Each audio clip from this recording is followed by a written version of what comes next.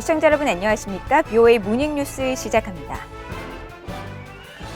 미국과 북한의 교착 상태가 장기화하면서 북한의 핵 문제 해결 논의가 어려움을 겪고 있습니다. 미국 내 전문가들 사이에서는 오바마 행정부 때와는 다른 전략적 인내가 불가피하다면서 동맹과의 결속을 유지하고 북한이 대가를 치르게 해야 한다는 분석과 함께 조건부 제재 완화 등 일부 유인책이 필요하다는 지적도 나옵니다. 첫 소식 함지하 기자가 보도합니다. 에반스 리비어 전 미국 국무부 동아태 수석 부차관보는 미국의 목표가 여전히 북한의 비핵화라는 전제 속에선 할 수 있는 일이 많지 않다면서 오바마 행정부 때와는 다른 전략적 인내가 불가피하다는 견해를 보였습니다. 어떤 식으로든 버티고 압박을 가하고 동맹의 결속과 더불어 한국과의 군사력을 지키면서 북한에 대해 관심을 유지하는 동시에 북한이 계속 대가를 치르게 하는 것 외엔 방안이 없다는 겁니다. At the end of the day, some version of hanging in there, keeping the pressure on, maintaining alliance solidarity, keeping up our military strength with our South Korean partners, and just keeping the heat on North Korea and making North Korea continue to pay a price. 리비어 전 수석 부차관보는 또 제재 완화를 조건으로 미북 대화의 돌파구를 만드는 것에 대해 회의적인 입장을 보였습니다. 클린턴 행정부 당시 제재 완화는 대북 정책의 한 요소로 대화 과정을 통해 많은 제재가 해제됐고 부시 행정부 때도 일부 대북 제재가 완화됐었지만 그 결과는 오히려 북한의 핵 개발뿐이었다는 겁니다. 로버트 매닝 애틀랜틱 카운슬 선임 연구원은 공이 북한에 있다며 결국 북한이 선택할 문제란 점을 강조했습니다. 상호주의 원칙으로 북한이 특정 조치를 취하면 미국도 기꺼이 일부 제재를 완화할 것으로 생각하지만 바이든 행정부가 6개월 동안 공개적으로 또 비공개적으로 대화 노력을 기울여왔지만 북한의 응답은 없다는 겁니다. The principle ought to be reciprocity, and if North Korea is willing to take some steps, then I think the U.S. would be willing to undo some of the sanctions. But I don't see any sign of any movement. 로버트 갈루치 전 국무부 북핵 특사는 아무런 움직임이 없는 지금과 같은 교착 상태에서는 누가 승자이고 패자인지를 물어야 한다면서 미국보다는 북한이 잃을 게 더 많다고 강조했습니다. 북한이 계속 핵무기를 개발하겠지만 국내 경제와 정치 문제는 더 악화되고 미국과의 관계 정상화도 이뤄질 수 없다는 겁니다. Certainly the North can continue to accumulate fissile material, build more nuclear weapons, do certain kinds of tests with their ballistic missiles, and gain more confidence. But they don't solve any of their economic problems. They don't solve their political problems, which get even worse. There's no normalization of relations. 갈루치 전 특사는 다만 바이든 행정부가 직접 혹은 중국을 통해 제재 압박을 줄이는 대신 북한이 하노이에서 언급했던 영변 핵시설의 폐기와 같은 실질적인 움직임을 되돌려받는 제안을 고려하길 바란다며 이런 과정은 북한이 비핵화 목적에 진지한지 여부를 볼 수 있게 될 것이라고 말했습니다. 하지만 이런 유인책이 한국과 미국의 국내 정치적 지지를 받지 못할 수 있기 때문에 너무 관대해서는 안 된다고 지적했습니다. BOA 뉴스 함지하입니다. 문재인 한국 대통령이 광복절 경축사를 통해 한반도 평화 모델 구축을 강조하면서도 남북 협력에 대해서는 구체적 언급을 하지 않은 데 대해 한국의 전문가들은 엄중한 남북 관계를 반영한 것으로 평가했습니다. 북한 지도부를 불필요하게 자극하지 않겠다는 의도가 깔려 있다는 분석입니다. 조상진 기자가 보도합니다. 문재인 한국 대통령은 15일 제76주년 광복절 경축사에서 종전선언이나 평화협정을 직접 언급하지 않고 남북 철도 연결이나 이산가족 상봉 등 구체적 남북 협력 사업에 대해서도 거론하지 않았습니다. 대신 지난 1990년 독일 통일처럼 남북이 공존하며 한반도 비핵화와 항구적 평화를 통해 동북아 번영에 기여하는 한반도 모델을 만들어낼 수 있다고 말했습니다. 이에 대해 김영석 전 한국 통일부 차관은 북한 당국이 최근 미한 연합훈련에 강하게 반발하면서 남북통신연락선 복원 2주 만에 또다시 통화에 불응하는 등 남북관계가 엄중한 국면에 처해 있다는 상황인식이 작용한 결과로 분석했습니다. 북한 당국이 너무 과도하게 반응을 하고 국내적인 정서 이런 걸 봤을 때 유화적 조치라고 할 수 있는 걸 제한하는 것도 북한의 수용 가능성이 낮고 북한이 이런 식으로 안보 위기를 느끼도록 하겠다라고 하는데 이걸 제안한다 그러면 마치 뭐 북한을 굴복한다는 부정적 평가도 받을 수 있기 때문에 제안을 하지 않은 게 아닌가 싶습니다.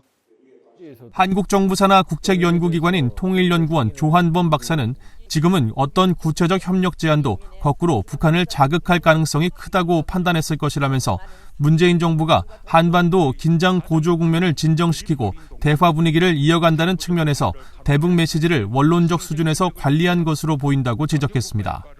지금 남북미 간에 상당한 정도로 정상 간의 의사소통이 있는 상황입니다.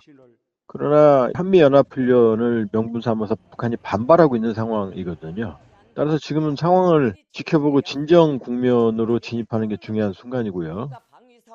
이런 가운데 한국합동참모본부는 지난 10일에서 13일까지 치러진 사전 연습에 이어 본 훈련인 미한 연합지휘소 훈련이 16일부터 26일까지 9일간 일정으로 진행된다고 밝혔습니다.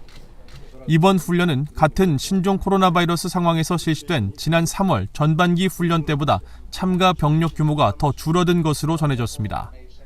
하지만 훈련 기간 중 북한 정권의 도발 가능성은 과거보다 더 커졌다는 분석도 나옵니다. 박원곤 이화여대 북한학과 교수는 북한 정권이 실기동 훈련과 미군 전략자산까지 전개됐던 과거에는 우발적 무력 충돌을 우려해 연합훈련 본 훈련 기간 중 도발을 감행하지 않았지만 시뮬레이션 훈련만 하는 지금은 사정이 다르다고 말했습니다. 2018년 이후부터는 실시간 기동훈련도 없고 훈련의 규모가 축소됐기 때문에 북한이 그런 우려를 전혀 안 해요. 그런 측면으로 본다면은 북한이 도발하겠다라고 결심을 한다면 이전과는 달리 그거는 훈련 기간이랑은 상관없이 이루어질 가능성은 여전히 있다. 뭐 그렇게 판단할 수 있죠. 아울러 김여정 등 북한 수뇌부가 직접 나서 연합훈련을 공개적으로 비난한 만큼 훈련 뒤에 모종의 무력 시위를 할 가능성도 있다고 전문가들은 전망했습니다. VOA 뉴스 조상진입니다. 북한에서 최근 계속된 폭우로 홍수 피해가 발생해 인도적 접근성이 더 악화할 우려가 있다고 국제 인도주의 단체가 지적했습니다.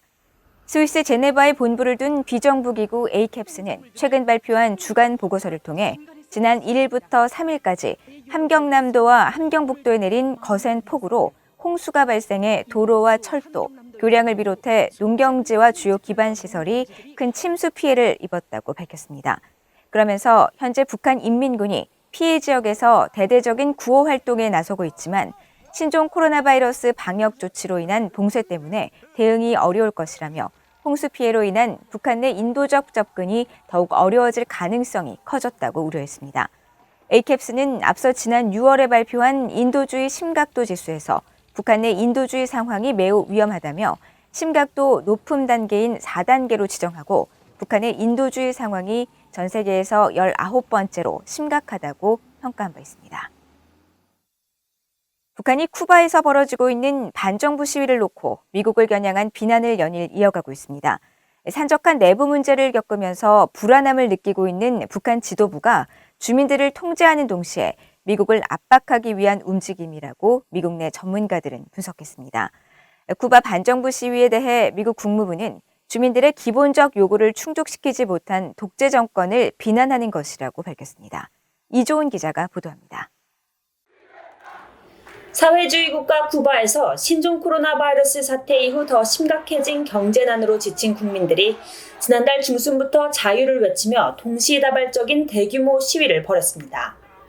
쿠바 당국의 강경 진압 속에 800여 명이 체포되고 500여 명이 아직 수감 중인 것으로 알려졌습니다.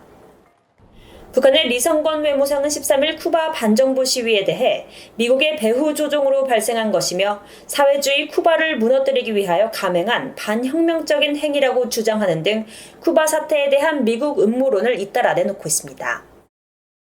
데이빗 맥스웰 민주주의 수호재단 선임연구원은 김정은 정권은 쿠바 정부가 이번 사태로 무너질 경우 북한 정권에도 위협이 될 수 있기 때문에 책임을 미국에 돌리는 정보 환경을 만드는 것으로 분석했습니다. In the broader sense, this is, I think, a concerted effort for Kim Jong-un's political warfare strategy to control the information environment. They are trying to shape the narrative. Whether it's exercises with South Korea and the United States, whether it's engagement, North and South engagement, whether it's COVID, sanctions, in this case, Cuba. in the Cuban situation. The regime is trying to control the information environment both internally and externally. 중앙정보국 CIA 분석관을 지낸 수김 랜드연구소 연구원도 북한의 이런 행보를 쿠바 사태와 유사한 일이 북한에서 발생할 경우 대가가 따를 것이라는 점을 주민들에게 상기시키기 위한 선제적 노력으로 분석했습니다. You know, it's a mix of both. It's an opportunity for the North Korean government, or the Kim regime rather, to criticize the United States government and to then show that one is more superior than the other, and that North Korea is not going to be, let's say, caving in to the pressures of the United States. And then from the domestic perspective, there's a possibility that, what took place in Cuba could be, or it could even happen in the United States, and it might be concerning to Kim Jong-un, his family, other North Korean officials. 코로나 감염증 대유행과 백신, 심지어 김 위원장의 건강 문제 등 북한 내부 상황이 좋지 않은 점을 감안하면 김 위원장의 불안정성을 드러내는 움직임이라는 겁니다. 해리 카지아니스 미국 국익연구소 한국 담당 국장은 북한이 현재 안고 있는 각종 문제들에 대한 엘리트층과 주민들의 주의를 분산시키는 것은 물론 공개적으로 미국을 비난하기 위한 지렛대를 모색하는 과정에서 쿠바 사태를 이용하고 있다고 말했습니다. 그러면서 쿠바 사태와 관련한 이례적인 대미 비난과 같은 북한의 행보는 한동안 계속 이어질 것이라고 말했습니다. 이런 가운데 미국 국무부 대변인은 쿠바 사태에 대한 북한의 대미 비난과 관련한 VOA의 논평 요청에 쿠바 반정부 시위는 독재 정권이 주민들의 기본적 요구를 충족하지 못한 것을 비난하는 것이라고 밝혔습니다. 그러면서 국제사회는 시위대에 대한 탄압을 규탄하고 쿠바 정부에게 국민 인권과 자유, 열린 정보 환경 존중을 촉구해야 한다면서 미국은 인권과 자유를 존중하는 정부를 찾는 쿠바인들과 함께할 것이라고 밝혔습니다. VA 뉴스 이조은입니다. 일본 정부가 청소년들을 위한 방위백서를 처음으로 발간하고 북한 정권이 핵과 탄도미사일 개발을 지속하고 있으며 일본과 주변국에 큰 위협이 되고 있다고 밝혔습니다. 일본 방위성은 16일 초등학교 고학년 이상 청소년들을 위한 30쪽 분량의 첫 방위백서 중 한반도 항목에서 북한 정권이 일본에 도달하는 탄도미사일을 수백 기 이상 보유하고 이들 미사일에 핵무기를 탑재해 일본을 공격할 능력을 갖추고 있는 것으로 보인다고 평가했습니다.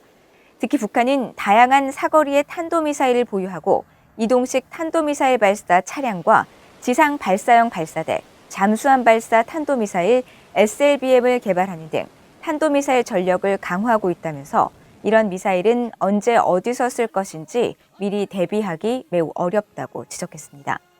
그러면서 국제사회는 북한의 핵 보유를 인정하지 않고 있으며 북한에 대해 유엔 안보리가 그동안 여러 차례 모든 핵무기와 탄도미사일의 폐기를 촉구해왔다고 강조하고 그러나 북한 지도부는 지금까지 6차례 핵실험과 잇따른 탄도미사일 발사로 일본과 영내 주변국에 큰 위협을 가하고 있다고 설명했습니다. 많은 지구촌 주민들이 실시간으로 시청했던 일본 도쿄올림픽을 북한 주민들은 폐막 뒤에 처음 시청한 것으로 나타났습니다. 북한 조선중앙TV는 지난 10일 오후 방송을 통해 32차 올림픽 경기대회라는 제목으로 영국과 칠레 간 여자축구 예선 경기를 녹화 실황으로 방송하고 11일에도 브라질과 중국의 여자축구 경기를 녹화 송출했습니다. 북한 조선중앙TV는 앞서 지난 2012년 런던 올림픽과 2016년 브라질 리우데자네이루 올림픽 당시에는 각각 개막 이틀 뒤와 나흘 뒤부터 매일 올림픽 경기 소식을 전했지만 올해는 올림픽이 폐막한 뒤 녹화 보도를 시작했으며 해당 경기 영상의 출처는 따로 밝히지 않은 것으로 알려졌습니다.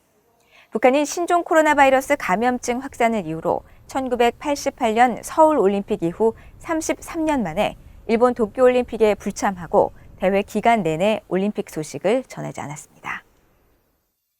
이상으로 BOA 모닝뉴스를 모두 마칩니다. 시청해주신 여러분 고맙습니다.